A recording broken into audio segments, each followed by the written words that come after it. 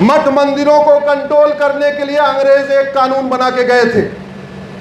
1950 के बाद वाले अंग्रेजों ने 34 कानून और बना दिए। आज की डेट में मस्जिद, मजार, दरगाह को कंट्रोल करने के लिए एक भी कानून नहीं है। चर्च को कंट्रोल करने के लिए एक भी कानून नहीं है। और मठ मंदिरों को कंट्रोल करने के लिए 35 कानून चल रहे हैं। उन 35 कानूनों को मैंने सुप्रीम कोर्ट में चैलेंज किया हुआ।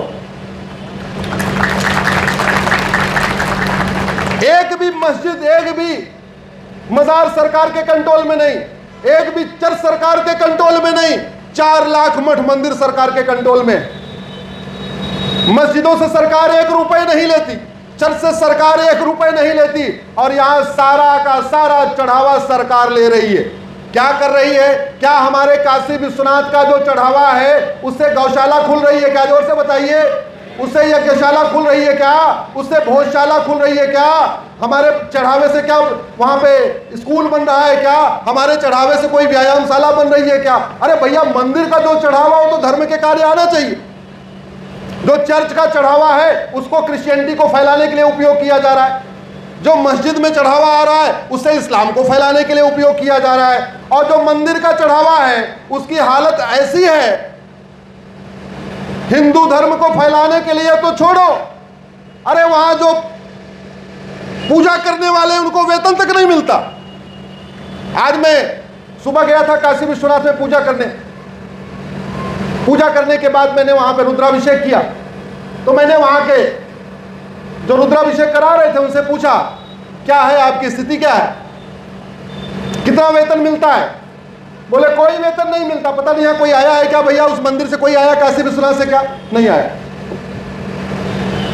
काशी विश्वनाथ के 12 हमको पंडित मिले आज, जिन्होंने बताया भाई साहब हम 15 साल से काशी विश्वनाथ में पूजा करते हैं, 8 घंटे ड्यूटी करते हैं, सीसीटीवी जगह जगह लगा हुआ है, इसलिए हम किसी से चढ़ावा भी नहीं ले सकते। जगह जगह लिखा हुआ है दान केवल दान पात्र में डालें, किसी पंडित को मत दें। 15 साल से काम कर रहे हैं, दान ले नहीं सकते, सीसीटीवी लगा हुआ है और वेतन मिलता नहीं है। उसमें कुछ पीएचडी हैं, कुछ शास्त्री हैं, कुछ आचार्य हैं। ये व्यवस्था, अगर आप नहीं, इस व्यवस्था के खिलाफ अगर आप नहीं बोलेंगे तो कौन बोलेंगे? ये व्यवस्था बदलना चाहिए कि नहीं बदलना चाहिए? और वैसे भी हम मानसिक रूप से कितने गुलाम हैं। अरे मस्जिद चलाने का और मस्जिद बनाने का अनुभव 1400 साल का है। चर्च को बनाने का और चर्च को चलाने का अनुभव 2000 साल का है। मंदिर बनाने का और मंदिर चलाने का अनुभव हमें कम से कम 10,000 साल का तो है। हमारा अनुभव ज्यादा है अनुभव का, में जोर से बोलिए। और अगर आप केवल मंदिर को कंट्रोल कर रहे हो, मस्जिद नहीं ले रहे हो, चर्च नहीं ले रहे हो, इसका मतलब आप केवल हिंदुओं को भ्रष्टाचारी मानते हो। इसका मतलब हिंदू भ्रष्ट है, उसका मंदिर अपने कब्जे में ले लो। नहीं, ये मुस्लिम ईमानदार है, इसकी मस्जिद छोड़ दो। चर्च क्रिश्चियन ईमानदार है, इसकी चर्च भी छोड़ दो, इसकी मस्जिद छोड़ दो। इस देश में कहते ना संविधान है, संविधान का संधि विच्छेद करिए, समधन विधान बराबर संविधान। और क्या विधान चल रहा है? सिद्धि विनायक मंदिर सरकार के कंट्रोल में, बगल में हाजी अली दरगाह सरकार के कंट्रोल में नहीं। पुष्कर का मंदिर सरकार के कंट्रोल में है, अजमेर शरीफ की दरगाह सरकार के कंट्रोल में नहीं। वैष्णो देवी का मंदिर सारा चढ़ावा सरकार लेती है, वहीं हजरत बल की दरगाह सरकार के कंट्रोल में नहीं। ऐसे विषयों को अगर आप मनीषी नहीं उठाएंगे तो कौन उठाएगा? और एक बात मैं आपसे पूछता हूं, भारत में 5000 सांसद विधायक हैं, मुझे 5 नाम बताइए जिन्होंने संसद विधानसभा में कहा हो कि जब मस्जिद सरकार के कंट्रोल में नहीं, जब चर्च सरकार के कंट्रोल में नहीं, तो हिंदुओं का मंदिर सरकार के कंट्रोल में क्यों है? आप किसी 5 नाम छोड़िए, एक नाम बताइए आप हमें। किसी ने बोला क्या? नहीं। क्यों? क्योंकि उनको पता है ये मनीषी लोग खुद ही नहीं बोल रहे थे, क्या जरूरत है? अरे जिन चीजों की आपको समझ है, अगर आप नहीं बोलोगे तो कौन बोलेगा? भारत में जो 25 लाख आत्महत्या हो रही है, अकाल मौत हो रही है, 2 लाख फर्जी शिकायत के कारण, 5000 सांसद विधायक में से किसी एक ने बोला कि जैसे अमेरिका में झूठ के खिलाफ कानून है, कनाडा में झूठ के खिलाफ कानून है, ऑस्ट्रेलिया में कानून है, ऐसा कानून भारत में बनना चाहिए? किसी ने बोला क्या? जोर से बताइए जरा। नहीं।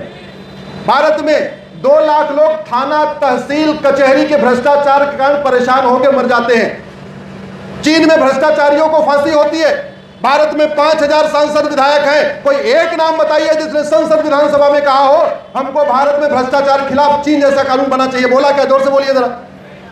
रोड एक्सीडेंट का मूल कारण जनसंख्या विस्फोट और भ्रष्टाचार है। मुझे 5000 सांसदों में से 5 सांसद विधायक बताइए जिन्होंने कहा हो कि भैया जनसंख्या बहुत बढ़ चुकी है, जनसंख्या नियंत्रण कानून बनाओ, और भ्रष्टाचार बहुत बढ़ चुका है, चीन जैसा भ्रष्टाचार नियंत्रण कानून बनाओ। 2 लाख लोग जमीन विवाद में मरते हैं, मूल कारण है घटिया कानून। किसी ने इस विषय को संसद विधानसभा में उठाया क्या? जोर से बोलिए जरा। 2 लाख लोग मिलावटखोरी के कारण मरते हैं साल में, मिलावटी पनीर खा के, मिलावटी चिंगम खा के, मिलावटी दवा खा के, मिलावटी इंजेक्शन लेके, मिलावटी वैक्सीन लेके, और आज तो एक पकड़ा गया है मिलावटी खून भी बिक रहा है। अब बचा क्या? दवा नकली, दारू नकली, दवा इंजेक्शन नकली, और अब तो खून भी नकली। क्यों? दुनिया के कई देशों में मिलावटखोरों को फांसी की सजा होती है, भारत में हुई क्या? भारत में किसी ने डिमांड किया क्या? नहीं। प्रतिदिन 1000 बेटियां लफ्ज़-ए-जिहाद का शिकार हो रही हैं। 1000 का मतलब साल में 3.5 लाख बेटियां हमारी लफ्ज़-ए-जिहाद का लगभग शिकार हो रही हैं। दुनिया के कई देशों में झूठी पहचान बनाना, झूठा अपना डॉक्यूमेंट बनाना, झूठा अपनी आइडेंटिटी डिक्लेयर करना, लफ्ज़-ए-जिहाद अल्टीमेटली इसी से होता है। झूठी पहचान बना के, झूठा हुलिया बना के, झूठे नाम के साथ झूठा अकाउंट बना के, दुनिया के कई देशों में फर्जी नाम से डॉक्यूमेंट बनाना, फर्जी नाम से सोशल मीडिया पे अकाउंट बनाने पे 10 से 20 साल की सजा होती है। भारत में यह कानून लागू हुआ क्या? जोर से बोलिए जरा। नहीं। लफ्ज़-ए-जिहाद आतंकवाद से भी ज्यादा खतरनाक है। आतंकवाद से तो कम से कम आतंकवादी जितने लोगों को मारते हैं उतने हिंदू कम होते हैं। लफ्ज़-ए-जिहाद धर्मांतरण से केवल उतने हिंदू कम नहीं होते, बल्कि हिंदुओं के दुश्मनों की संख्या उतनी बढ़ जाती है। पहलगाम में 26 लोगों को मारा तो 26 हिंदू कम हो गए, लेकिन अगर वही 26 कन्वर्ट कर लिए जाते तो 26 परिवार कन्वर्ट हो जाते। 26 परिवार कन्वर्ट हो जाते तो हिंदुओं के 26 परिवार के 26 दुश्मनों की संख्या बढ़ जाती।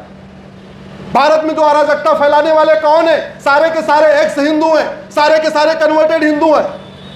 अफजल गुरु कौन था? कन्वर्टेड हिंदू। याकूब मिनन कौन था? कन्वर्टेड हिंदू। अफजल ये बुरहान वानी कौन था? कन्वर्टेड हिंदू।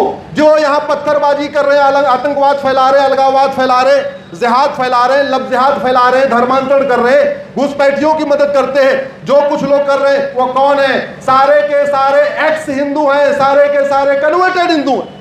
अब आप मुझे बताइए, आतंकवाद बड़ा खतरा है या लफ्ज़-ए-जिहाद धर्मांतरण बड़ा खतरा है? लफ्ज़-ए-जिहाद धर्मांतरण। क्यों? क्योंकि हिंदुओं की संख्या नहीं कम हो रही है, बल्कि हिंदुओं से नफरत करने वालों की संख्या बढ़ रही है। चीन में लफ्ज़-ए-जिहाद धर्मांतरण क्यों नहीं होता? सिंगापुर में लफ्ज़-ए-जिहाद धर्मांतरण क्यों नहीं होता? जापान में लफ्ज़-ए-जिहाद धर्मांतरण क्यों नहीं होता? कोरिया में लफ्ज़-ए-जिहाद धर्मांतरण क्यों नहीं होता?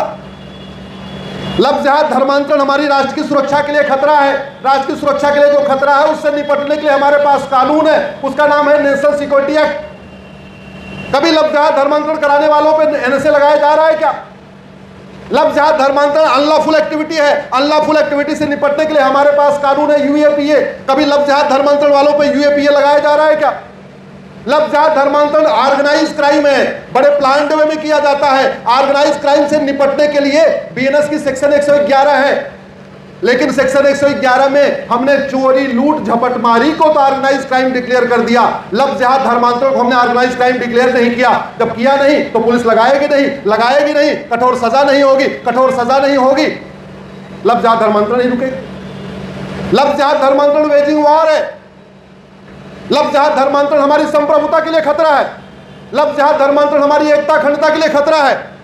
और याद रखिए, हमारे पास हजारों राम मंदिर हैं, हजारों कृष्ण मंदिर हैं, इसके बावजूद लफ्ज़-ए-जिहाद धर्मांतरण नहीं रुका। और जिन देशों ने राम नीति और कृष्ण नीति को लागू किया वहां लफ्ज़-ए-जिहाद धर्मांतरण का नामो निशान नहीं है। भय बिन होए न प्रीत, सठे साठ्यम समाचरे, लोहा लोहे को काटता है, न रहेगा बांस न बजेगी बांसुरी। जिन राष्ट्रों ने यह सिद्धांत अपनाया वहां शांति है, समृद्धि है, खुशहाली है। हमारे यहाँ मानवाधिकार के नाम पे दानवों को मानवाधिकार दिया जा रहा है, इसीलिए अराजकता है। ये रुकना चाहिए कि नहीं रुकना चाहिए? जोर से बताइए जरा।